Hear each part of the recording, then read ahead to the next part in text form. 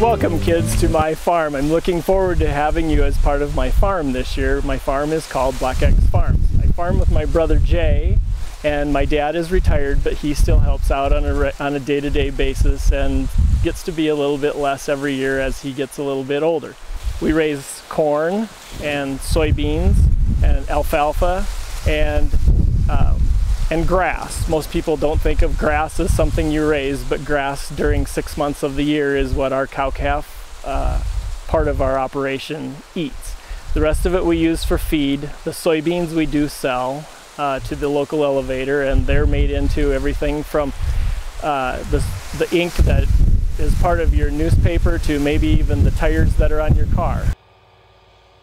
This time of year we're finishing up the last cutting of alfalfa. We typically get three to four cuttings of alfalfa. All of that feed is considered forage, and we'll learn about that later, the beef animal has 4 stomachs. So forage is an important part of the beef cow's diet, or what it eats every day, and so we raise a lot of forage on our farm. This time of year we're starting to chop silage, and the difference between silage corn and grain corn, it's actually the same plant, it's just the manner in which you harvest it. The machine that we use to make silage is called a chopper. The chopper cuts the plant off a little bit above the ground level, runs it through some knives that are going really fast and chops it up into small pieces, and then there's a blower on the chopper that puts it in the truck. The truck hauls it to a structure that we call a bunker, and in that bunker the way you make silage is you try to get all of the air out of that chopped up material. So what you'll see chopping silage is tractors on top of the pile trying to squeeze the air out of the chopped up little pieces that we've made out of the corn stalks. The way it becomes silage is it's kind of the same way you make a cucumber a pickle. It ensiles, and that's what makes silage. And in the ensiling process, it ferments, and that's what gives silage its smell. And hopefully when I come to your classroom, we can have an example of silage and you can see how it smells. In 2 days, we chopped 3,300 ton of silage. So it goes pretty quickly because when we're chopping, we chopped 125 acres of silage, 8 rows at a time. The machine that we were using takes 8 rows of corn plant every time it goes through the field, and each plant is spaced about 6 inches apart and 30 inches wide.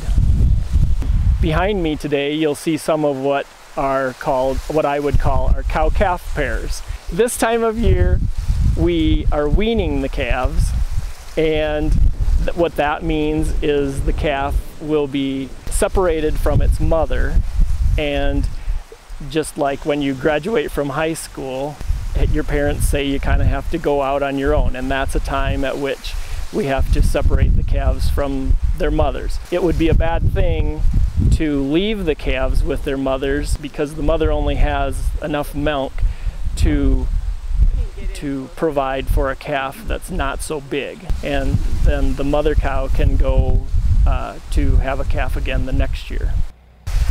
Typically the feedlot, we feed steers, and so there are several different sizes of steers that we have at the feedlot. So this time of year, we may have feedlot animals that are getting ready for market that will weigh 1,300 to 1,400 pounds, so they're going to market, and yet we're getting other people's calves in that have been weaned from their mothers, and they will weigh the 500 pounds to 600 pounds that we'll start feeding those calves in the feedlot to get ready for market starting in May.